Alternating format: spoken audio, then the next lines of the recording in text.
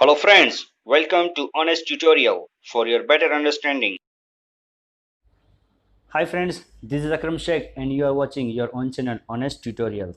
Friends, today we are going to discuss about the company secretary. What is the meaning of company secretary?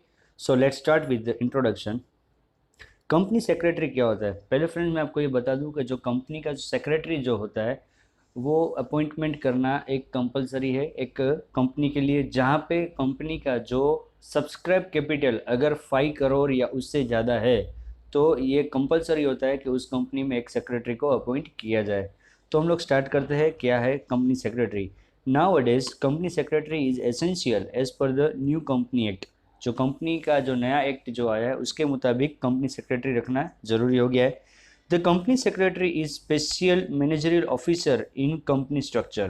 Company का जो structure है उसके अंदर एक इसको स्पेशल मैनेजरियल ऑफिसर के दर्जा इसको मिला हुआ है। New company act 2013 has given special status of key managerial person, that means KMP। Friends, ये KMP यानी कि की मैनेजरियल पर्सन जो यहाँ पे मैंने बोल्ड में लिख के रखा है, इसको आप लोग नोट डाउन कीजिए क्योंकि ये आपको MCQ है तो 1 मार्क के अंदर आपको ये पूछा जा सकता है। New company act 2013 has given special status of key manager person to the secretary. तो सेक्रेटरी को भी क्या दिया गया है? की मैनेजर पर्सन, यानी कि एक मुख्य इंसान का उसको एक दर्जा दिया गया है वहीवट करने के लिए, यानी जितना भी मैनेजमेंट करना है वो मैनेजमेंट करने के लिए इसको एक मुख्य एक होदा इसको दिया गया है। In company law the following 3 persons have been included as key manager person. तो कंपनी लॉ के मुताबिक 3 प्रकार के जो व्यक्ति है उन्हें की मैनेजर पर्सन्स के अंदर इसको इंक्लूड किया गया है। तो वो 3 कौन है? तो पहला है मैनेजिंग डायरेक्टर और chief executive officer. Managing director को शॉर्ट फॉर्म में बोलते हैं MD और चीफ एग्जीक्यूटिव ऑफिसर जो होता है उसको बोलते हैं CEO या तो फिर मैनेजर। ये है वो तीनों, ये किस में आते हैं? की मैनेजरियल पर्सन के अंदर आते हैं। Then the second one is the company secretary. जो कंपनी का जो सेक्रेटरी है उसको भी की मैनेजर पर्सन के अंदर इसको इंक्लूड किया गया है। And the third one is the chief financial officer और सच अदर ऑफिसर एज में बी प्रिस्क्राइब्ड। यानी जो फाइनेंशियल ऑफिसर जो होगा उसका जो मुख्य जो फाइनेंशियल ऑफिसर होगा वो, या फिर और कोई भी ऑफिसर्स अगर है तो उन सबको इसमें इंक्लूड किया गया है की मैनेजरियल पर्सनस के अंदर। तो अब हम लोग फ्रेंड्स देखते हैं कि एक सेक्रेटरी होगा कंपनी का, जो उसका मेन काम जो होता है वो क्या होता है कि कंपनी का डे टू डे रूटीन जो वर्क होता है वो सब उसको हैंडल करना है, यानी उसके पास सब चीज़ का नॉलेज भी होना ज़रूरी है। तो सबसे पहले हम लोग देखते हैं कि उसकी क्वालिटी कैसी होनी चाहिए। अगर हमें कंपनी का सेक्रेटरी अगर हमें अपॉइंट करना है तो उसके लिए उसके पास क्या क्वालिटीज़ होनी चाहिए। तो देखते हैं सबसे पहले क्या आता है, good health. As the company secretary is chief administrative head, he has to work hard at different levels. जो कंपनी का जो सेक्रेटरी होता है वो एडमिनिस्ट्रेटिव हेड जो होता है ना, वो होता है और उसे अलग अलग डिफरेंट डिफरेंट लेवल के ऊपर से बहुत ज़्यादा काम भी से करना है। He has to face irregularities. तो उसके जो रूटीन जो वर्क जो होगा वो बहुत ज़्यादा होगा, तो उसे यानी जो भी उसका टाइमिंग्स है वो फिक्स नहीं होंगे, उसे ज़्यादा काम भी करना है, वो तो इरेगुलरिटीज़ होगी क्योंकि उसे न तो खाने का कोई प्रॉपर टाइमिंग के ऊपर वो खाना खा सकता है, ना उसकी कोई एक्टिविटीज़ है वो प्रॉपर टाइम पे कर सकता है because of his hard work. To fulfil his commitments he has to work hard for that good health essential, then he will not get tired. तो ये जितना भी उसे अपने जितने कमिटमेंट्स इसके जितने भी उसे जो भी काम करने हैं उसके लिए उसको हार्ड वर्क करना पड़ेगा। तो उसकी अगर हेल्थ अच्छी रही तो फिर क्या होगा, उसके वर्क के ऊपर उसका कोई इफेक्ट नहीं पड़ेगा और वो उसे थकान भी लगेगी अगर इंसान ज़्यादा काम करेगा। तो अगर उसकी हेल्थ अच्छी रही है तो फिर वो अपना वर्क को कंप्लीट कर सकता है। If he is physically fit naturally he will be fit mentally too. अगर वो शरीर से अगर स्वस्थ रहा तो वो दिमाग से भी वो स्वस्थ रहेगा। तो ये पहली क्वालिटी थी जो एक कंपनी के सेक्रेटरी के अंदर होनी चाहिए। Then the next one is the honesty. The secretary is key managerial personal, he knows each and every matter of the company. ये एक मुख्य है कि मैनेजर पर्सन के अंदर ये इंक्लूड होता है कंपनी सेक्रेटरी। तो इसे कंपनी की सारी मैटर्स की इसे मालूम होता है कि क्या पोजीशन है कंपनी की, क्या फाइनेंशियल पोजीशन है, सारी मैटर्स इसको मालूम होती है। So it becomes his moral duty to be honest. तो ये उसकी एक नैतिक जवाबदारी बनती है कि वो कैसा रहे, लॉयल यानी कि ऑनेस्ट रहे, वफादार रहे।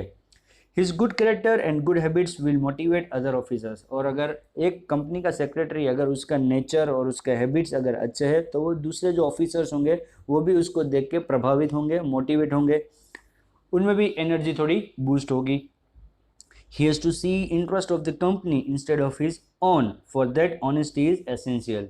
तो यहाँ पे कंपनी का सेक्रेटरी जो है उसे कंपनी के हित में काम करना है, कंपनी के लिए क्या फ़ायदेमंद है वो देखना है उसे, न कि उसके खुद के क्या फ़ायदे है वो देखने हैं। तो इसलिए उसको वफादार रहना यहाँ पे ज़रूरी है। तो अगर कंपनी का सेक्रेटरी वफादार है तो ही हम उसे अपॉइंट कर सकते हैं। Then the third one is the attractive personality. एक उसकी एक जो पर्सनालिटी वो कैसी होनी चाहिए, एकदम अट्रैक्टिव होनी चाहिए। The company secretary has to work with many people like shareholders. जो कंपनी का जो सेक्रेटरी होगा उसे बहुत सारे लोगों के साथ काम करना है, क्योंकि उसी को डे टू डे बिजनेस के सारे ऑपरेशन से वो हैंडल करने।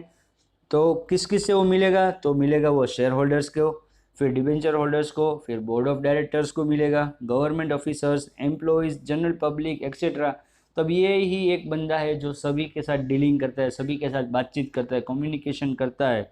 तो इसकी पर्सनैलिटी कैसी होनी चाहिए, अट्रैक्टिव, यानी कि किसी को प्रभावित करने वाली इसकी पर्सनैलिटी होनी चाहिए। मोर he has to work with bank, government department and other specialized professionals persons. For that his personality should be attractive and impressive to such people.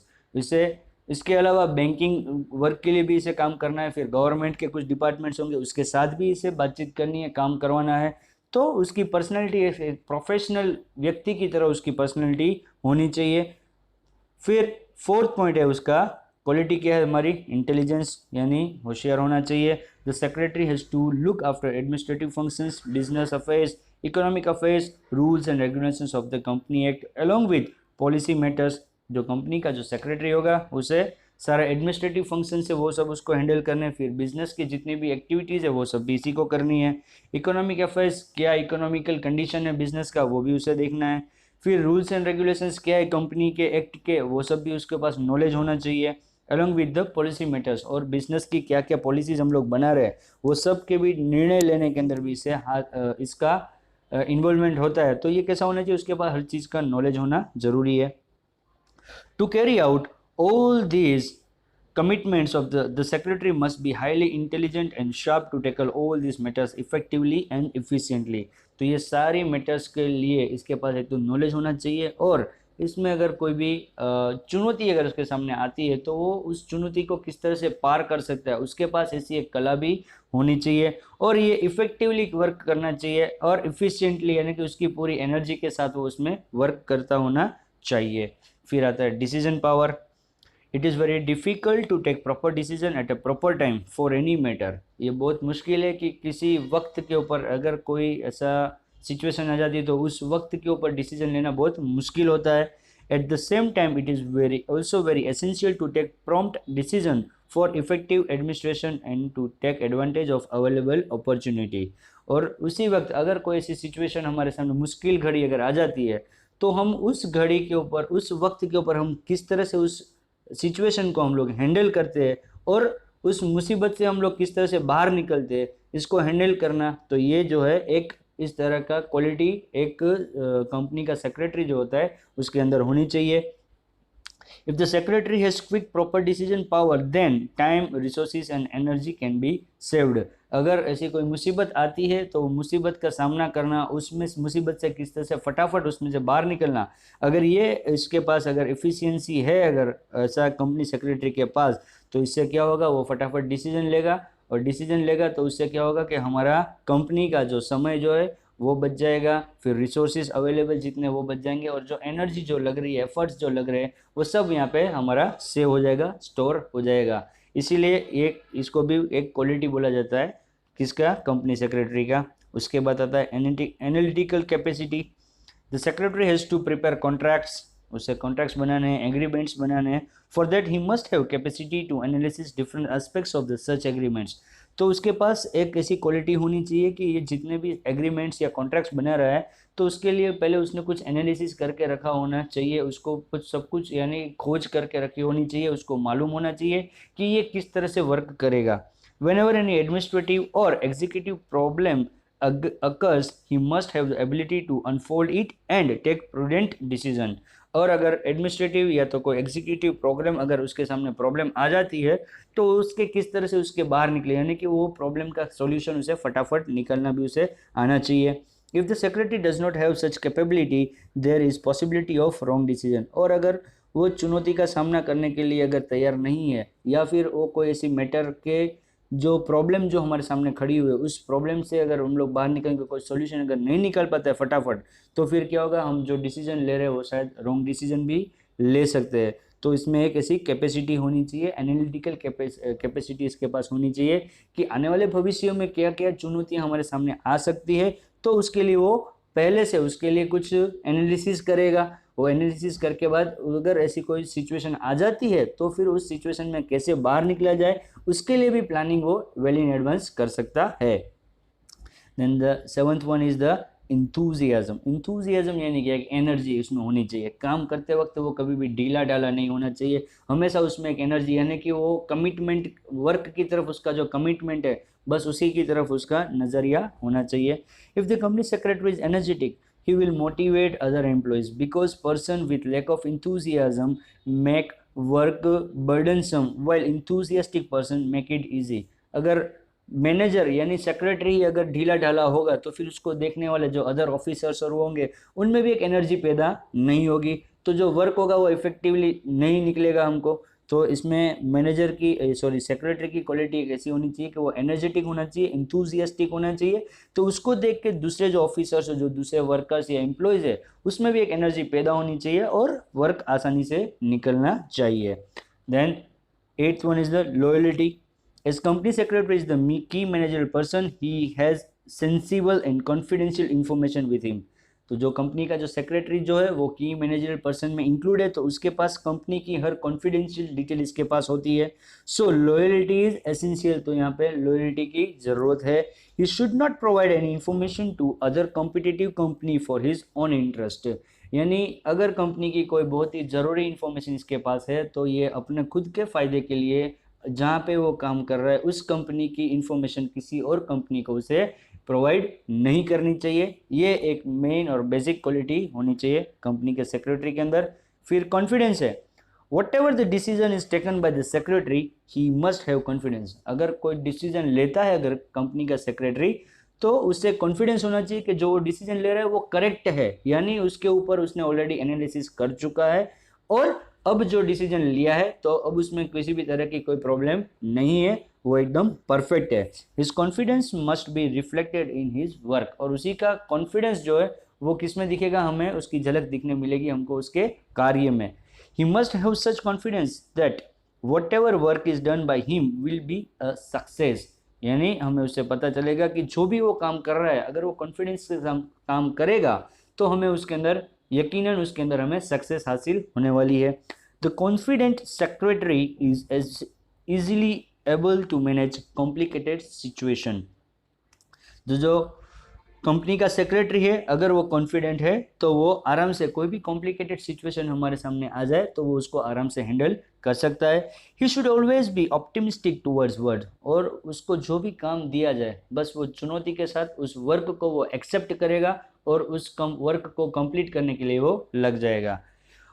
Now the next point is foresight. The company secretary is closely associated with day to day functions. Company का secretary है वो जो रोजमर्रा के जो काम है उसके साथ वो जुड़ा हुआ है. He must know that decision taken by him in the present and it's consequences on future. तो उसे पता होना चाहिए कि जो उसने निर्णय अभी लिया है उसका हमें भविष्य के अंदर हमको उसका क्या रिजल्ट मिलने वाला है वो भी उसे पता होना चाहिए. यानी यहाँ पे उसे फोरसाइट यानी कि भविष्यवाणी करनी है उसको कि ये काम मैं अभी जो कर रहा हूँ, जो मैं डिसीजन अभी ले रहा हूँ, तो उसका फ्यूचर में उसकी क्या इफेक्ट पड़ने वाली उसे पता होना चाहिए. And the last quality of the company secretary is the leadership. The company secretary is a high rank responsible person officer.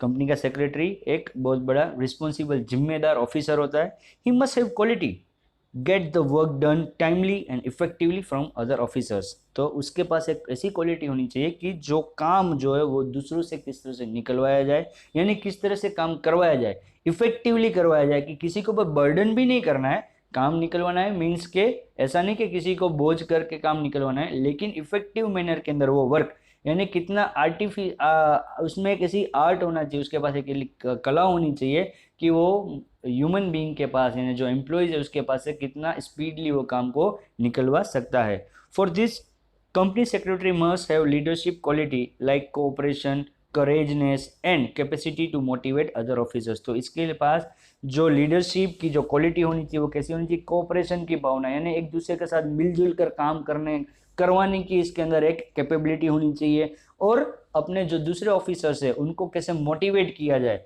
उनको कैसे थोड़ा एनर्जेटिक किया जाए, उनको कैसे बूस्ट किया जाए, ये क्वालिटी उसके अंदर होना जरूरी है। Ultimately it is helpful to the secretary to fulfil his responsibility properly and in time. और इस सब चीज़ों के लिए ये ज़रूरी है कि जो कंपनी का सेक्रेटरी है वो लीडरशिप के साथ साथ अपना जो वर्क जो उसे दिया गया है वो उसको कितना इफेक्टिवली और कितना समय के अंदर उसको कंप्लीट करता है, ये भी उसके अंदर एक क्वालिटी होनी चाहिए। ऐसा ना हो कि जो वर्क दिया गया उसको ख़त्म करने के लिए 2 दिन या 4 दिन के रिक्वायरमेंट है, लेकिन वो वर्क को इतना धीरे धीरे धीरे कंप्लीट करवा रहा है कि 15 दिन निकल जाए। तो टाइम वेस्ट नहीं होना चाहिए, जो टाइम पे ऊपर जो काम दिया गया है उस वक्त के अंदर उस काम को कंप्लीट करवाने की जवाबदारी जो है वो है किसकी, कंपनी के एक सेक्रेटरी की। तो फ्रेंड्स ये थे हमारे क्वालिटीज ऑफ कंपनी सेक्रेटरी। अब हम लोग देखते हैं क्वालिफिकेशन ऑफ कंपनी सेक्रेटरी क्या है, यानी उसके पास क्या क्वालिफिकेशन होनी चाहिए, क्या डिग्री है, सब कुछ होना चाहिए। In the company act minimum qualification of the company secretary is prescribed. Company act के अंदर उसकी मिनिमम यानी कि कम से कम क्वालिफिकेशन क्या होनी चाहिए वो ऑलरेडी बता चुके हैं। But usually the secretary acquires more qualifications to fulfil his responsibility effectively and easily. बट देखा जाए तो जो उसकी क्वालिफिकेशन जो बताई गई उससे ज़्यादा भी उसके पास और भी क्वालिटीज़ और क्वालिफिकेशंस होनी जरूरी है, क्योंकि उसके पास जिम्मेदारी यहाँ पे ज़्यादा होगी, तो अपना वर्क और इफेक्टिवली और इजीली करने के लिए उसके पास अदर क्वालिफिकेशंस भी होनी जरूरी है। This qualifications can be achieved through education and training. और उसे ये क्वालिफिकेशंस कैसे मिलेगा, एजुकेशन यानी कि पढ़ाई के द्वारा और ट्रेनिंग के द्वारा इसको यहाँ पे ये क्वालिफिकेशंस हासिल होगी। तो हम लोग 1 बाय 1 हम उसकी क्वालिफिकेशंस देखते हैं कौन कौन सी क्वालिफिकेशंस होगी। First one is the education qualification. उसके पास पढ़ाई वाली कौन सी डिग्री होनी चाहिए। The company secretary must have certificate of institute of company secretary. Company का जो सेक्रेटरी है उसके पास एक सर्टिफिकेट होना चाहिए, कौन सा, इंस्टीट्यूट ऑफ कंपनी सेक्रेटरी, यानी कि ये एसोसिएशन जो है कंपनी सेक्रेटरी का एक एसोसिएशन है इंस्टीट्यूट ऑफ कंपनी सेक्रेटरी, वहाँ से उसे एक डिग्री हासिल करनी है जिसको बोलते हैं कंपनी सेक्रेटरी। CS की उसे डिग्री हासिल करनी है और ये डिग्री के लिए उसे वहाँ से एक सर्टिफिकेट भी हासिल करना होगा। It means he must be company secretary, इसका मतलब कि वो एक सर्टिफाइड कंपनी सेक्रेटरी होना जरूरी है। ही moreover degree of law helps him to prepare agreements, legal documents, contracts and in other legal affairs। तो साथ साथ में इसके पास थोड़ा और भी नॉलेज होना जरूरी है। अगर डिग्री ऑफ लॉ अगर इसने हासिल की है, अगर उसने लॉयर की पढ़ाई की है तो उसके लिए फ़ायदा होगा, क्योंकि उसे एग्रीमेंट्स करने हैं, उसे बहुत से लीगल डॉक्यूमेंट्स, लीगल प्रोसीजर्स करनी होगी, कॉन्ट्रैक्ट्स करने होंगे, तो उसके पास अगर लीगल नॉलेज भी होगा तो ये उसके लिए फ़ायदा कारक रहेगा। Then the second one is the knowledge of accounting. The books of account must be prepared as per the rules and regulations of the Companies Act in time। जो बुक्स ऑफ अकाउंट जो बनाई जाती है, बराबर, यानी balance sheet, profit and loss account, ये सब जो बनाया जाता है वो अपने वक्त के अंदर और अकाउंटिंग के जो प्रिंसिपल्स है उसके मुताबिक ही बनाए जाते हैं। Then only it may be possible to get them audited in time. अगर वो समय के अंदर, यानी हमें पता है कि 31 मार्च को ही एवरी ईयर एंडिंग हो जाता है, तो उस दिन तक का हिसाब किताब वो हो जाना चाहिए। अगर वो हिसाब किताब वो अगर उसके प्रिस्क्राइब टाइम के अंदर कंप्लीट हो जाता है तो ही हम उसका ऑडिट करवा सकते हैं, यानी कि उसका चेकिंग करवा सकते हैं कि अकाउंट्स में कोई गलती तो नहीं है। This are the responsibilities of the company secretary. तो ये जवाबदारी जो है ऑडिट करवाने की और ये अकाउंट का जो वर्क है वो कंप्लीट करवाने का जो काम है वो रिस्पॉन्सिबिलिटी, जवाबदारी कंपनी सेक्रेटरी की है। If the accounts are prepared in time the secretary can submit annual accounts in time to the shareholders and at annual general meeting.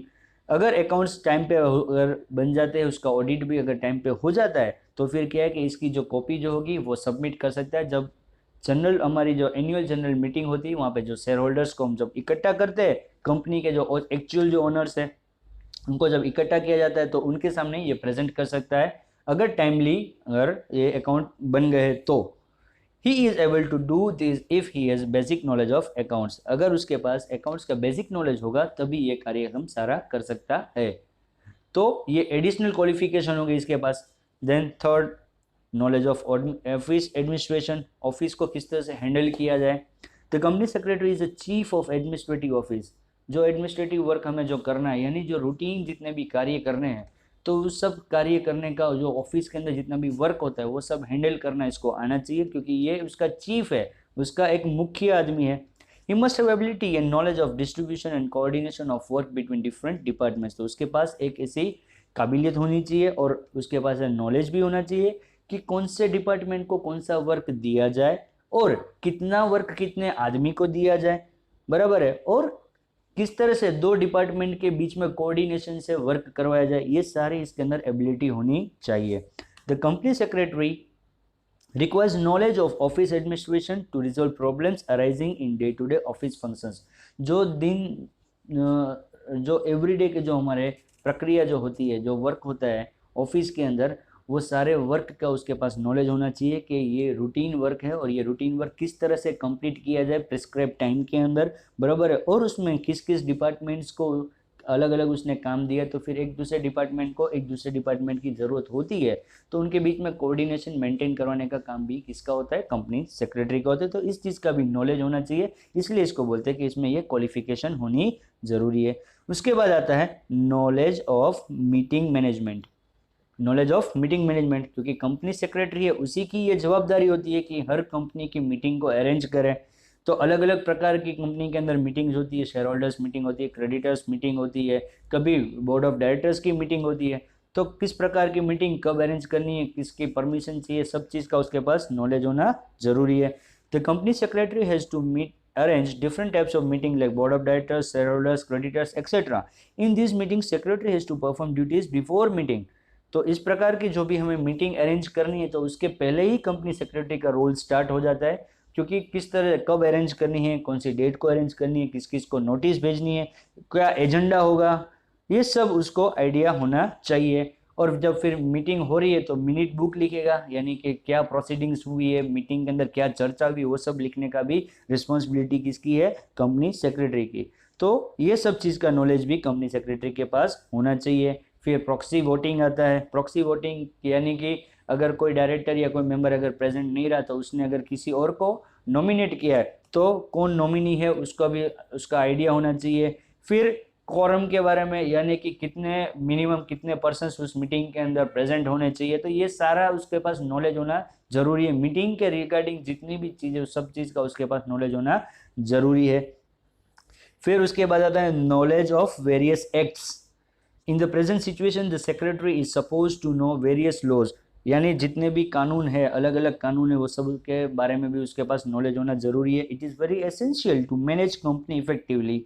In this laws particularly Indian Contract Act, SEBI Act, Sales of Goods Act, Stamp Duty Act, Provident Fund Act, Law of Weight, Law of Service Act, etc. तो ये सारे laws के बारे में उसको knowledge होना ज़रूरी है। यानी कि देखा जाए तो सेबी का एक्ट, यानी कि एक कंपनी है पब्लिक लिमिटेड तो वो शेयर्स इश्यू करती है, डिवेंचर्स इश्यू करती है, तो जो सेबी के रूल्स एंड रेगुलेशंस है उसको फॉलो करने हैं। फिर sales and goods of act, तो हमें क्या है कि क्वालिटी गुड्स बेचना है, प्राइस के अंदर भी हमें यानी कि इतना महंगा भी नहीं बेचना है, तो उसके भी कुछ एक्ट होंगे, उसके बारे में नॉलेज होना जरूरी है। फिर स्टैम्प ड्यूटी है, तो हम अगर कोई प्रॉपर्टी परचेस करते हैं तो उस पर कितनी प्रॉपर्टी स्टैम्प ड्यूटी लगेगी, उसका आइडिया नॉलेज उसके पास होना चाहिए। फिर प्रोविडेंट फंड एक्ट, यानी कि जो एम्प्लॉयज़ हमारे यहाँ पे काम करते हैं तो उसका जो फंड जो उसके सैलरी में से कटता है उसके बारे में क्या एक्ट है उसके बारे में पता होना चाहिए। फिर गुड्स एंड सर्विस टैक्स अभी जो चल रहा है जीएसटी, उसके बारे में भी उसके पास नॉलेज होना जरूरी है। तो the next qualification is the knowledge of economical and political affairs, यानी कंपनी का जो सेक्रेटरी होगा उसके पास इकोनॉमिकल और पॉलिटिकल जो हालात चल रहे हैं वो सब भी उसके पास नॉलेज होना जरूरी है। The company is formed in society, ultimately it is a part of society. Company जो है उसका फॉर्मेशन सोसाइटी में ही होता है, यानी कि सोसाइटी यानी हम जहाँ पे सोसाइटी में रहते हैं वो नहीं, सोसाइटी यानी कि पब्लिक के अंदर ही उसका एक फॉर्मेशन होता है और ultimately it is a part of society, और ये एक सोसाइटी का ही एक हिस्सा है। it came across different sections of the society. The company is affected by the economical and political affairs of the society. जैसे जैसे पॉलिटिकल पार्टीज चेंज होती है वैसे वैसे उसकी पॉलिसीज चेंज होती है। तो अगर जो भी पॉलिसीज में अगर चेंज आता है पॉलिटिकल पार्टी चेंज होने की वजह से, तो यहाँ पे कंपनी सेक्रेटरी के पास वो पता होना चाहिए कि अब क्या लो या क्या पॉलिसीज में चेंज आया, अकॉर्डिंगली उसे कंपनी के अंदर इन्फॉर्म करना पड़ेगा और जो नई नई जो कंपनी की पॉलिसी उसमें यहाँ पे चेंजेस करना पड़ेगा। The secretary must converse himself with present affairs in changing situation. जो भी चेंज आता है सिचुएशन के अंदर तो उसको पता होना चाहिए और उसे बताना भी पड़ेगा। So the board of director may be intimated in proper time, situation can be handled properly and the arising situation can be turn into a profitable one.